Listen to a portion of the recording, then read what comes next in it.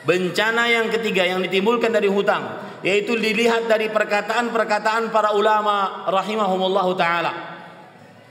Perhatikan perkataan seorang tabi'i terkenal, bahkan disebut-sebut sebagai al-khalifah ar-rashidah al-khamis, khalifah yang rasyid yang kelima. Padahal beliau seorang tabi'i, bukan sahabat. Tapi saking adilnya, makmurnya di zaman beliau, maka beliau disebut sebagai khalifah rasyid yang kelima. Siapa beliau? Umar bin Abdul Aziz rahimahullah ta'ala. Dan ini hampir sama dengan kehidupannya Umar bin Khattab radhiyallahu anhu. Umar bin Abdul Aziz di dalam kitab Ma'alim al-Islah wa Tajrid, Umar bin Abdul Aziz, beliau mengatakan, usikum, wasiat, aku wasiatkan kepada kalian. Apa itu wasiat?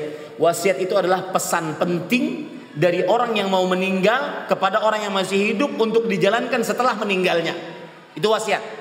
Pesan penting dari orang yang mau meninggal untuk dijalankan setelah meninggalnya oleh orang-orang yang masih hidup. Usikum alla tudayinu, aku wasiatkan kalian agar tidak berhutang, walau labistumul abaa, meskipun hidup kalian sulit. Kenapa? Fa inna ad-daina dhullun bin nahar wa hammun bil lail. Sesungguhnya hutang terhina, kehinaan di siang hari, dan keresahan di malam hari. Hutang mendatangkan hina di siang hari dan resah di malam hari.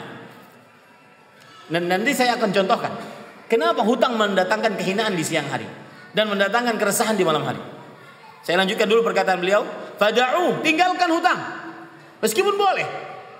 Apalagi hutang yang seseorang berhutang karenanya bukan karena keperluan, tapi hanya sebatas keinginan. Saya ingin ini tapi dia tidak perlu. Saya beri contoh, misal ada seorang mempunyai mobil Kijang Toyota tahun 90-an.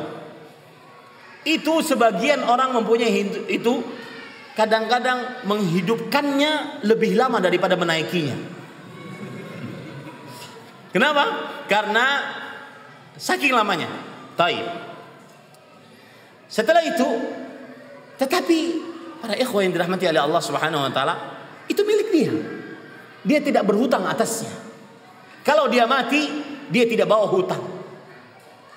Ini lebih baik dibandingkan dia berhutang, kemudian dia naik mobil-mobil mewah di zaman sekarang yang nyaman-nyaman, tetapi ketika dia mati dia bawa hutang. Hutangnya riba lagi.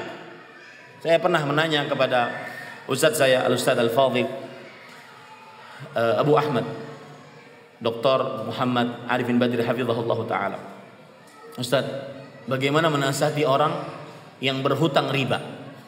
Beliau mengatakan kepada saya, kondisional, Din. Lihat orangnya. Kalau seandainya dinasihati dengan ayat Al-Quran cukup, hadis Rasul sallallahu alaihi wasallam cukup. Tetapi kalau seandainya dia tidak cukup dinasihat tersebut, maka ucapkan saja tentang kematian.